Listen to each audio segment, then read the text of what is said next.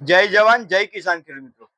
આજે ખેડૂત મિત્રો ફળથીન ખાતરમાં ભાવ વધારો આવ્યો છે અને કેટલા ટકા અને કેટલો આવ્યો છે એની ચર્ચા કરશું કે જેથી આપણને ખબર પડે કે જૂના ભાવ કેટલા હતા, એમાં કેટલો વધારો થયો અને એમાં હજી કેટલો વધારો થયો છે અને હજી વધવાની શક્યતાઓ રહેલી છે.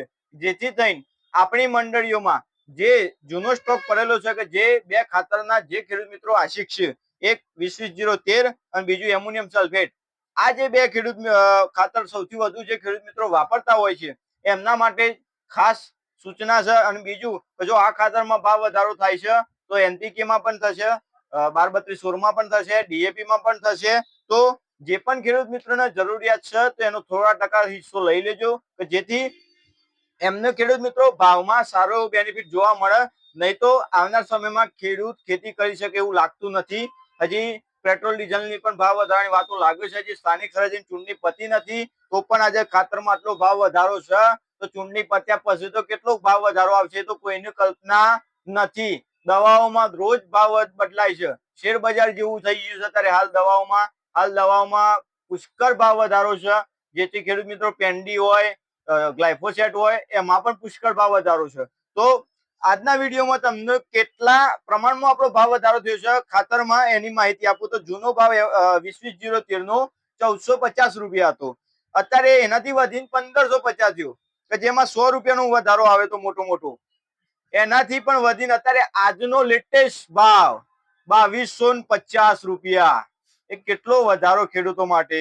2250 માઇનસ 1450, 800 રૂપિયાનો ભાવ વધારો છે સાહેબ. 50 કિલો એ 800 રૂપિયાનો ભાવ વધારો છે. 800 રૂપિયા ખેડૂતો માટે બહુ મોટી મૂલ્યની વાત છે ભાઈ. પણ કોઈ કહેવા મતલબ કોઈ ખેડૂતોના સામે જોવા વાળું નથી. 20-20-013 એએસપી ખાતર, એએસપી ખાતરમાં આટલો ભાવ વધારો તો પોટાશ અને સલ્ફર વાળા મતલબ પોટાશ અને ફોસ્ફરસ ખાતર આવશે એની તો પરિસ્થિતિ હું આવશે કોઈને ખબર નથી. સલ્ફર તો હાલ માલ જ નથી મળતું, આ પરિસ્થિતિ છે. બીજું એમોનિયમ સલ્ફેટના ઘણા ખેડૂત મિત્રો આશિક હતા કે જે યુરિયાની બદલા વાપરતા હતા, પણ શું વાપરવું સાહેબ અમારે, એ પરિસ્થિતિ આવશે સાહેબ. જે દિવસે મંડળીઓ ખુલશી, માલ નવો લેવા જશે નવા ભાવનો, એ દાર ખેડૂત ઓ બાપરે આ પરિસ્થિતિમાં એનું ઉભો રહેશે એવું કે છે. કારણ કે જૂનો ભાવ 950 રૂપિયા હતો એમોનિયમ સલ્ફેટનો, હાલ એનાથી થોડો વધીને 1100 રૂપિયા ભાવ આવ્યો હતો અને હાલ તો સીધો 1400 રૂપિયા ભાવ છે. 1400 રૂપિયા કે થેલી 450 રૂપિયાનો વધારો. 50 કિલોની થેલી લેતા હતા એના ઉપર બીજી અડધી થેલી આવે 450 રૂપિયામાં, એટલો ભાવ વધારો છે. તો ખરેખર કલ્પના બહારના ભાવ વધી રહ્યા છે દિવસે દિવસે. આજે ખેડૂત મિત્રો 17/4/2026 તારીખ થઈ. આપણે અઠવાડિયા પહેલા જ ભાવ વધારાનો વિડીયો મૂક્યો હતો. આજે એમાં ભાવ વધારાનો હાલ આવી ગયેલો છે. હજી આવનાર સમયમાં કેટલો ભાવ વધારો આવશે કોઈની કલ્પના બહારની વાત છે. અને હજી આવવાની શક્યતા 100% રહેલી છે. કારણ કે આવનાર સમયમાં આપણે જોવા જેવું રહેશે કે ખેડૂતના 50 કિલોની બેગ વાળો ખાતર વાપરવો કે ના વાપરવો. હું તો એવું માનું છું ખેડૂતો મિત્રો, તમે જો તમને પણ ખબર છે કે આપણને ખેતીમાં કેટલો પ્રોફિટ રહેશે તો એવી ખેતી કરવાનો આગ્રહ રાખો કે જેમાં આપણને ખેડૂત મિત્રોને બે પૈસા મળી રહે. બાકી ખેડૂત મિત્રો આવનાર સમય ખેડૂતનો નહીં હોય સાહેબ એવું લાગી રહેલું છે. શાકભાજી થોડી કરતા તો પણ શાકભાજીમાં બધા જેટલી વાવેતર કરતા હોય 10 એકર જમીન હોય તો પછી 8 એકર શાકભાજી ના કરતા 1 વીઘો 2 વીઘા 5 વીઘા કરજો. નકર શાકભાજી એ ડબો થાય તો શાકભાજી તો હપુસી કોઈ નહીં લે માર્કેટમાં. આ તો સીસીઆઈના ભાવે આપણે કપાસ, ઘઉં, મકાઈ, બાજરી આ બધું સીસીઆઈના ભાવે ભરાઈએ છે. પણ પેલું મગફળી પણ પેલું તો શાકભાજી તો કોઈ સીસીઆઈ નહીં લે. તો એમાં પણ ધ્યાન રાખજો ખેડૂત મિત્રો, એક તરફી ના પડતા. મતલબ આવનાર સમયમાં બધું થોડું વાવેતર કરજો.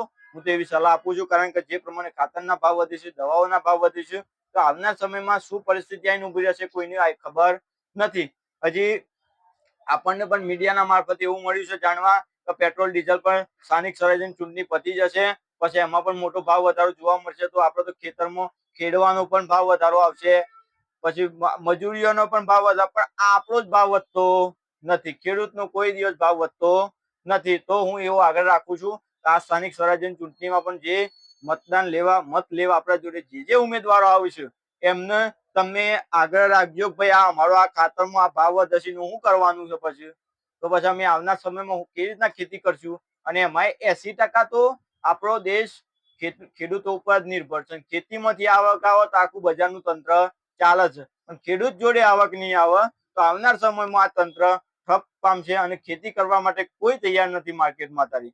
અને તમે કોકને પૂછો તો શું કહે સાહેબ, 10,000 ની નોકરી કરી લે, બાકી મારે ખેતી કરવી નથી. તો આવનાર સમય માટે થઈ આપણે હું ખેડૂતોને એવી આજીજી કરું છું કે જે પણ ઉમેદવાર મિત્રો આવે એમને આટલી વાત કરજો કે સાહેબ અમારા આટલા ખાતરના ભાવ વધે છે, તો પછી એના માટે હું પગલા લેવા એ ખાસ પ્રશ્ન પૂછજો. અને એમાં જો પોટાશમાં પણ સારો એવો ભાવ વધારો જોવા મળવાનો છે. પોટાશમાં થેલીએ 300 થી 400 રૂપિયા. એક કાકાએ કોમેન્ટ કરી હતી આપણા અંદર વિડીયોમાં, ભાઈ કેન્દ્ર સરકાર આનું નિયંત્રણ રાખશે, પણ સાહેબ શોથી રાખશે? આ નવા ભાવ આવી ગયા માર્કેટમાં આજ હતું, નવા ભાવનું માલે આવી ગયું મંડળીઓમાં, તો નવા ભાવનો માલ આવેલો છે એ તો માઇનસ થઈને વેચાવાનો નથી.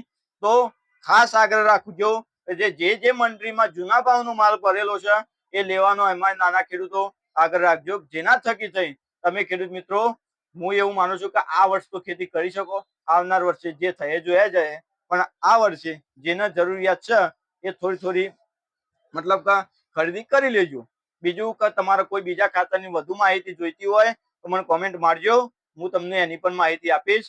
અને મારું કામ પણ આ જ છે, માર્કેટિંગમાં હું નોકરી કરું છું હું. અને બીજા નંબરમાં કે હું ખેડૂતનો છોકરો છું અને ખેતી પણ કરવા જાઉં છું અને ખેતી સાથે સંકળાયેલો છું, જેથી મને ખબર છે કે ખેડૂતની વેદના શું જોવા મળે છે આપણને. ઓકે, જય જવાન જય કિસાન ખેડૂત.